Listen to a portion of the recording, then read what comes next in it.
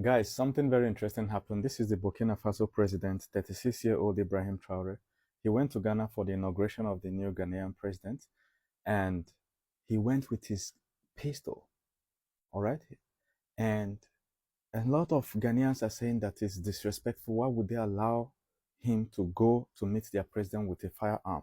There's no other president in the world that was allowed with a firearm in that gathering. This was the only guy that walked in, you know. And BBC posted it, and Twitter counter. BBC said, "Gun-wearing leader sparks concern at Ghana inauguration."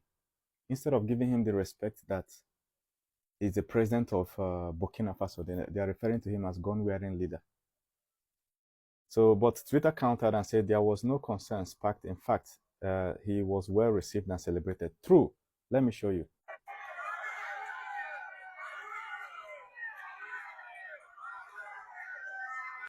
And you can also see how popular Mr. President is in Ghana when he was introduced at the Black Star Square. he got the biggest applause. So you can see how he was applauded. The moment he was called, the whole crowd, everybody started hailing him. Everybody was screaming. Everybody was shouting. And even the Ghanaian president called him aside after the whole event and introduced him again. You saw the video, recognizing him specially for that.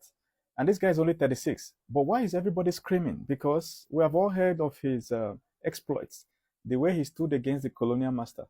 Real recognize real. As a man, you know how hard you are trying. As a woman, but you still have some fear inside you, some lines you will not cross. But then when you recognize a hero, a warrior, walking through the fire that you are scared to even near, you got to respect the person. You got to show some respect. All through history, there has been battles where a leader was captured. The other leader was like, nah, this guy is too brave. We have to honor and respect him. In cases they let the leader go, in some cases they will say, okay, choose the best way for you to pass on to the other world. Or come and join us in our army. Because of bravery. When you see a warrior, you will know. And they let him with his gun. Let me show you what happened there. Let me even put it here. Ibrahim Traore, right? Came with his firearm.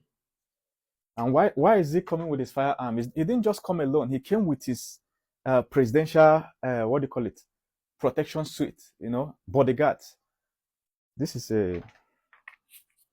a massage gun, right? But I want to use it to demonstrate something. So he came, and everybody they were carrying all those their bomb protection and prevention. This guy has survived about 16 to 19 assassination attempts in the past 2 or 3 years that he took over presidency in the country. He has kicked out many colonial masters, retaken their natural resources and started selling it for themselves. The guy is basically rebuilding their country fearlessly. So everywhere he's going to, he has to go with protection. So in this event, he showed up with his firearm. Why? That's what you ask yourself. Why? The reason he showed up is so that if there's anything, you collect. No sudden movements. If you move, you collect. If you move, you collect. If you do anyhow, you collect. If you cough, you collect. If you want to assassinate, you collect. Men are gallant. Everywhere ready. Everywhere on red. If you do anyhow, you collect. Here, you collect. There, you collect.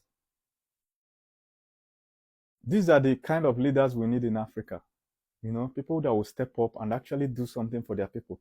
Most of these politicians, they get into power, they forget why they're there.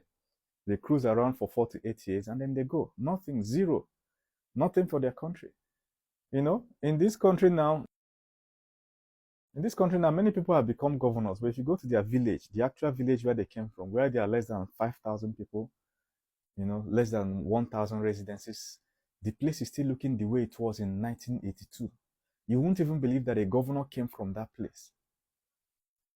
Most African presidents, if they manage to do one bridge, or governor, if they can just do one bridge, they will use it as selling point. They will not do zero things for their people.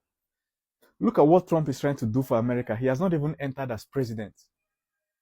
Trump has not even been inaugurated. He's already striking deals that will bring wealth, unlimited wealth to America. He told Canada he wants to buy Canada. Justin Trudeau, which is the Prime Minister of Canada, was trying to argue they removed the guy. You understand? You will not know what is happening on the ground, but you just see the result after the guy don't step down. Trump said he would take Greenland from Denmark. Do you understand? Greenland is under colonialism by Denmark, right? And in 1970s or so, they had their own parliament. They were allowed to have their own parliament, but they are still under Denmark. And Greenland is next to Canada, next to America. And Trump said that they should do the referendum. They should vote whether they still want to stay under Denmark or come to US. And the Greenland citizens are saying, yes, they want to go to US. And now, Denmark has started panicking. Immediately, they introduced $1 billion extra to their defense budget. But why? If you see Greenland, you see water, you see Denmark, right? Russia and China ships are easily, freely passing there. Greenland is not defending that place well, which means one day, if there's going to be a war, a submarine can pass there and launch a surprise attack on the US. So Trump, you know how the whole Ukraine war is going? So Trump wants Denmark to defend that place well. You understand? So he comes out with, we're buying Greenland.